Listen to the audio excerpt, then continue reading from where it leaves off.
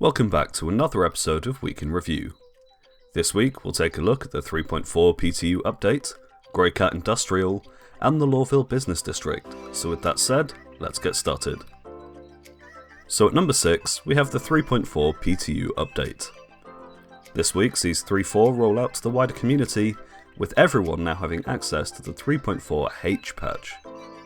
All of the roadmap items are now added to the PTU, though a couple of items drop back into 3.5.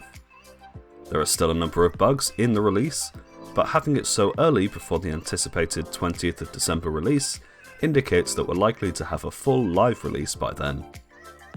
At number 5, we have the roadmap update. 3.4 made great progress this week, marking itself as 100% complete and moving to the PTU. That said, CIG dropped a number of features from the release in order to get it out on time. Both OCS tasks and procedural city rendering performance have been pushed into 3.5. This isn't the worst set of tasks to be moved, and will have minimal impact on the build, but it's always a shame to see tasks slip. Looking over to 3.5, we lose 1% overall. DNA face customization adds 37%, marking almost halfway to completion. Area 18 picks up 1%, moving it to 8% completion. The Banu Defender also adds 1%, up to 20 overall, and OCS code conversion sits at 25%, having been moved from the last patch. Overall a good week for progress, particularly with the release of the new PTU build. Progress will likely be slow for the next few weeks as CIG breaks for Christmas, but I'll keep you updated. At number 4, we have lore content. This week's lore content focuses on Greycat Industrial, well known for the Greycat buggy, but also for the multi-tool, armor sets, mining drones, and more. This episode looks at the long and troublesome history of Greycat, and their growth from a small industry manufacturer to a household name. The company's history is fraught with problems that they've had to overcome, but it's a good read nonetheless. You can find it over on the RSI website.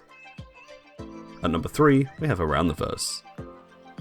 This week's ATV focuses on a range of environmental art and updates. The Loreville Business District is now complete and can be accessed in the current version of the PTU. As the central building in all of Lorville, it has a theme of grandeur, housing the most important members of Hurston Dynamics. Work on ArcCorp continues, with the planet being fleshed out. It's currently under development, and CIG are happy with the progress thus far.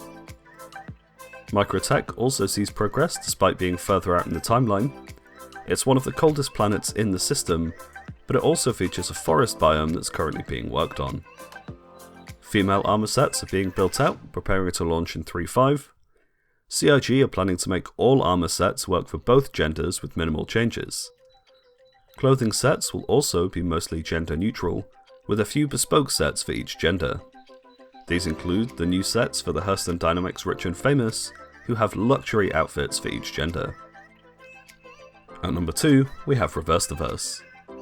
No RTV this week as we push towards the Christmas break, but CIG promises something interesting for next week. Could it be 3.7, the Squadron 42 roadmap, or something else?